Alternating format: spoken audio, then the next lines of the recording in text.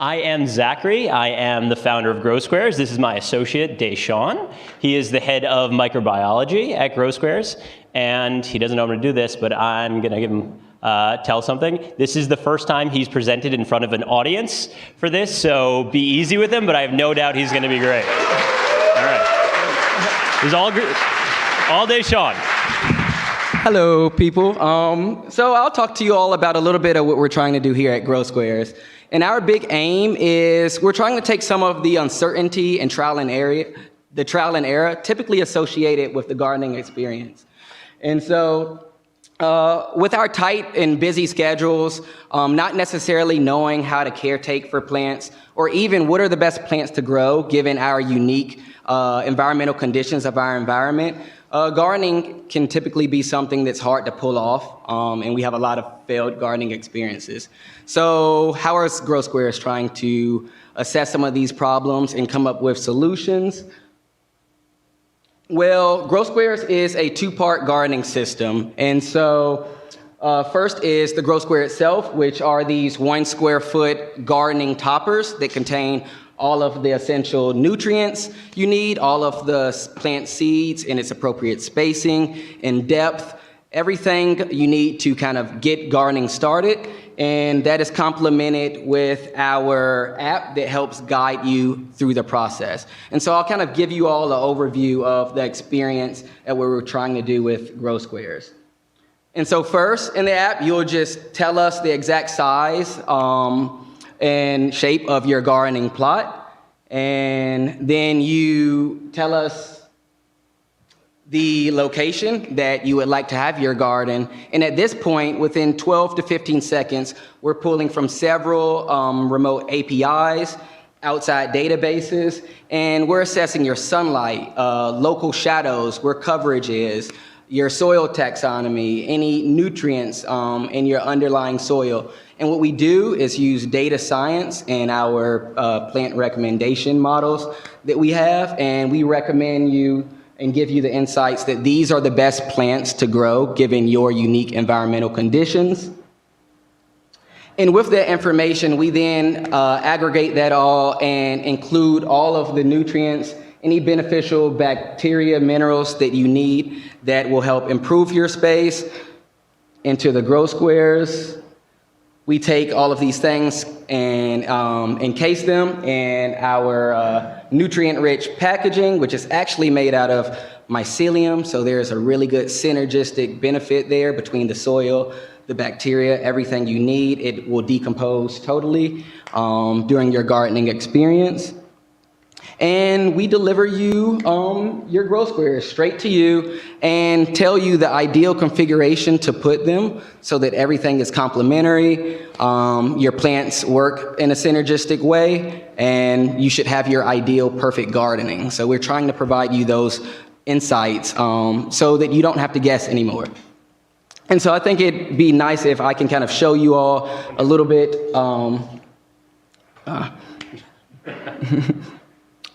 Yeah, I'll walk you all through the app and kind of show you how we guide you through the process. We let everyone know when to water, when to harvest.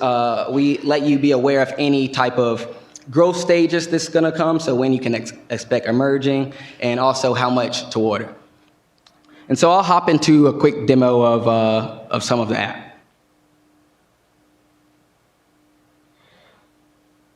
All right, so here we have our typical social sign-in. And so when you log in, what we want to do is we want to know a little bit about your space. So what are you growing in? You know, are you on a planter box? Because perhaps you could be on a rooftop or a balcony. This is really good for cities because our squares are so modular. You can tell us the height of your planter. All of these inputs allow us to assess the conditions of your environment, like root depth, what is the availability of your space to grow certain vegetables. So we're always curating to try to give you the most optimal conditions for growing. And so next, like I said, you tell us your gardening layout. So here I can draw a planter box, and you can add additional gardens if you want. We'll just hit next. And next is just identifying the location that you'd like to grow in. And so is there greenery? Here we go. Madison Square Park. Let's garden there. And so here we're doing our analysis using our recommendation models of sunlight and soil and temperature. And we'll output to let you know what's best to grow there so you can kind of choose with some insight. Looks like don't try to grow corn there.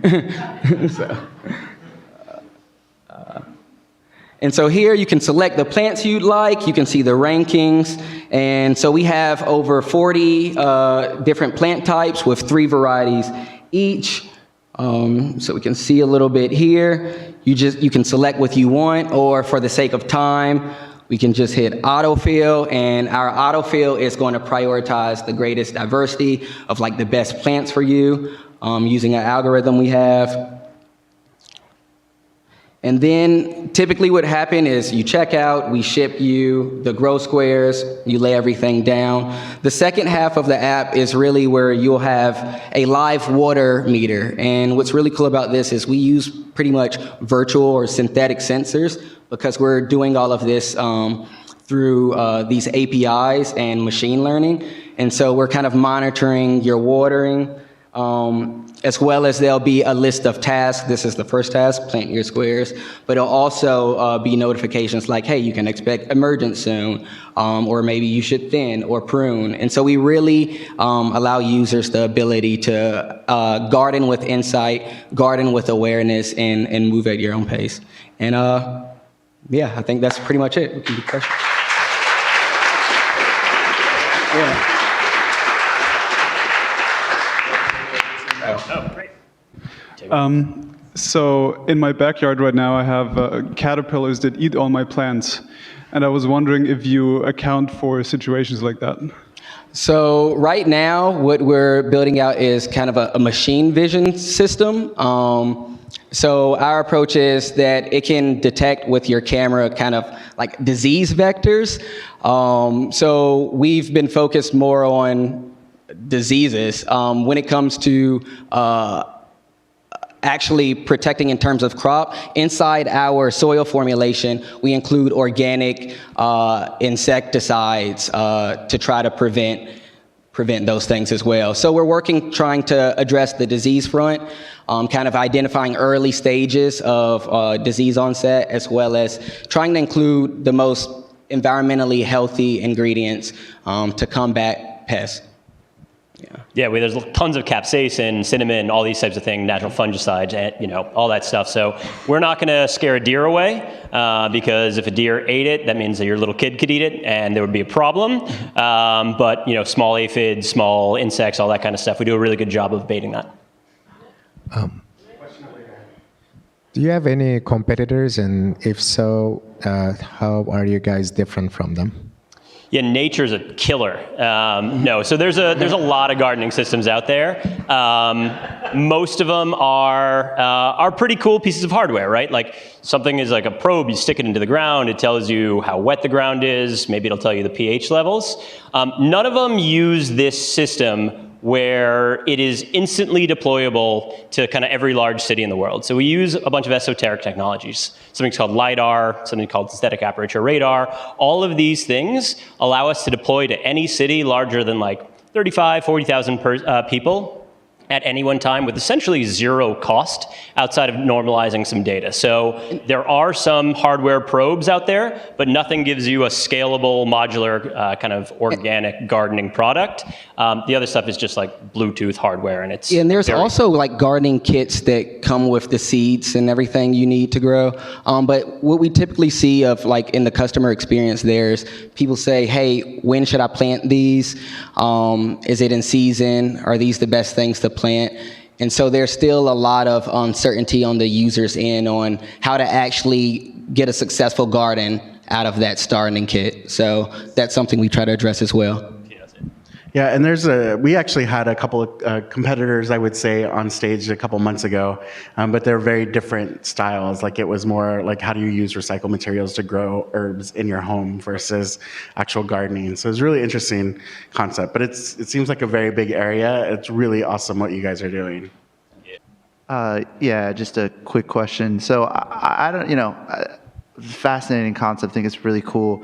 I have like no idea how I would create my own garden in the apartment that I have. And I'm sure that I'm not talking like, in your app, you draw out what your garden looks like. But for someone like me who has no idea, like, can I build something on my roof? Is this something that I can use in my kitchen? Do you guys also help get not only the supplies to grow it, but also to like build the garden itself so that I can draw what you supply? Or do you help with that? So yeah, this product right now is outdoor. And so if you're on a rooftop, balcony outside, this is how we function because that's where our API pulls are coming from. Hard to get sunlight measurements from inside the kitchen or your lighting, but hey, we're working on it. So what we're doing is we actually have one of our investors is IKEA, and so we're in talks of kind of partnering with them to kind of supply planter boxes, the materials for everybody to just build if they don't have a setup already. I was given the mic. Do you want me to do it, or you want to call on somebody else? So first of all, it's unlikely this was your first public presentation, given the way that it rolled. So nice work on that. I'm curious if you could talk a little bit about, it seems like this is sort of an urban heavy product, that it's mostly aimed at the urban gardener, I guess, for lack of a better word. Can you talk a little bit about what kind of community has adopted the product so far, how much penetration you've had into the universe out there? And so yes, I like to think that, we're starting off urban because it's really data heavy. When we're building out 3D models using LiDAR, solar aperture radar, all of these inputs that we have works really well in a system so that we can train our models to improve of them. So right now it's been pretty city based, like in Manhattan, but we do have plans and are working on building out our models in more of suburban areas. It would still function the same way. We just want to make sure that when we do deploy, that we're pretty confident that in areas that have less resolution in the raw data, that our models are predictive enough to have a really good experience for those people. Yeah, and so outside of the data portion too, like, this is a black box. Well, it's a white box, but it's essentially, nobody really knows or cares what goes inside. It's a big multivariate experiment, right? So we can throw different types of combinations of some of the internal contents and send it out to people who are really clustered on top of each other and figuring out, hey, what are the yields on one thing? What are the failure rates? If you're in the countryside, not able to do that exactly. So we use the density of users in the cities for them to, like Daeshaun said, get a lot of information so that we can deploy them where people really aren't stacked on top of each other. In terms of adoption, that's actually been the coolest part. We've only really done this in 2 neighborhoods. So it's in Santa Monica, which, by the way, if you guys are growing a garden, it's much easier to do that year-round out there, and in parts of Brooklyn. So the cool kind of virility thing that we've measured is we started that with 20 different gardens in Santa Monica. By the end of the week, we had over 78 people, and that's like, by a week, we started on like a Wednesday, so it might be like within 4 days who are using it. So these things just look real different, and I think that that's got a lot of excitement. So user adoption has been really just concentrated in just like 2 little pockets, but we're going live in just a couple of months. So you can go and pre-order them right now. I can tell you more about user adoption when you've when more people have signed up.